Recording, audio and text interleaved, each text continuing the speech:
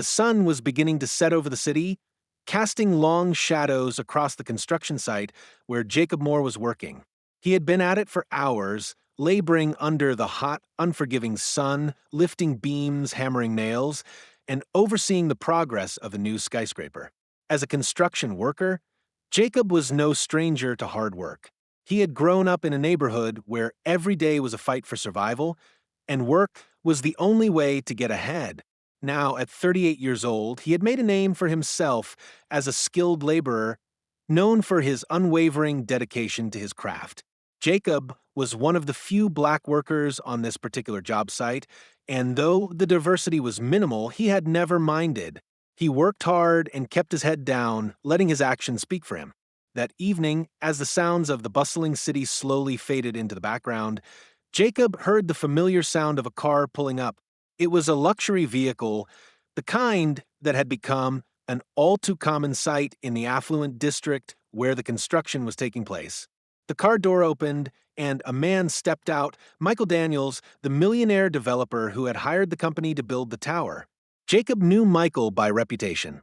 The man was wealthy, powerful, and known for his business acumen. He was a man of few words, mostly concerned with the bottom line. Jacob had never had much interaction with him. To Jacob, Michael was just another wealthy man in a long line of wealthy men who lived lives so different from his own. But today, something was different. Michael wasn't alone. With him was a young girl, no older than 6 or 7, her small hand gripping his tightly as they made their way toward the construction site. The girl was blind. Jacob's heart softened when he saw her. She had the air of someone used to navigating the world without the benefit of sight. Her face was gentle, her movements cautious but graceful, as though she had learned to trust the world in ways Jacob never had to. Michael spoke to her softly, guiding her with a patience that Jacob hadn't expected from a man like him. Jacob's eyes followed them as they approached a small bench near the construction site, a spot where workers often took their breaks. Michael sat down beside the bench, his arm gently draped around the girl's shoulders. Jacob could hear the soft murmur of their conversation, but it was too far for him to make out the words. His curiosity piqued. Jacob wiped the sweat from his brow and walked toward the site's edge. He needed a drink of water, but he also found himself drawn to the unusual scene unfolding before him. The girl, whose name he didn't yet know, was clearly hungry. Her small stomach rumbled audibly as she shifted in her seat. Without hesitation, Michael reached into a bag he had brought with him and pulled out a sandwich. Jacob couldn't help but notice how tenderly Michael fed the girl. The way he held the sandwich in front of her, guiding her hand to the food, seemed to speak volumes. Michael didn't rush her. He let her take her time, adjusting the sandwich to her hands as if nothing else mattered in the world, but making sure she was fed. The moment struck Jacob deeply. He had seen millionaires come and go, but this simple, quiet exchange between father and daughter made him pause. It was nothing grand or extravagant.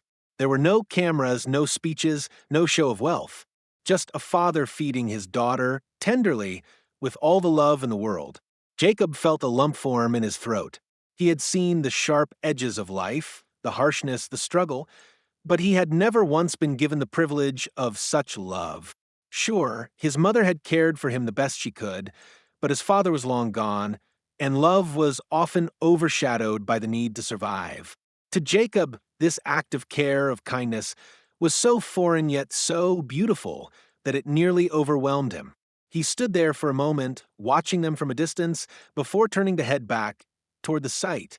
But before he could get far, he felt a gentle tap on his shoulder. He turned around to find Michael standing behind him, the girl still seated on the bench, her head tilted slightly toward the sounds around her. "Hey, Jacob, right?" Michael's voice was calm, but there was an unexpected warmth to it. "Yes, sir. That's me." Jacob was surprised. He hadn't expected the millionaire to even know his name. "I wanted to thank you for the work you're doing here. It's been a long day for all of you, I know, but we're making great progress. I appreciate it." Michael's smile was brief but genuine. "Of course. We're doing our best," Jacob replied, trying not to sound too caught off guard. Michael nodded, his gaze shifting toward the bench where his daughter Saturday. "This is Lily," he said, his tone softening. "She's been through a lot in her short life. Losing her sight was hard on both of us, but she's strong. She's always been strong." Jacob glanced at Lily, who was still sitting quietly, her hands folded neatly in her lap. She didn't seem to notice the workers around her. She was in her own world, a world of sounds, of silence, of feeling the vibrations of the earth beneath her. "She's a remarkable little girl," Jacob said, his voice reflecting his admiration for the child. "I can tell." Michael looked at Jacob for a long moment, as if considering something. Finally, he spoke again, his voice thoughtful. "I know people like you. Hard workers who have to fight for every scrap they get. I've been blessed with a lot of things in my life, but I never forgot what it was like to struggle. People think money solves everything, but it doesn't. It doesn't fix the brokenness inside. It doesn't fix the people you care about." Jacob didn't quite know how to respond. He was a construction worker. He was used to working with his hands, not engaging in deep conversations about the meaning of life with millionaires.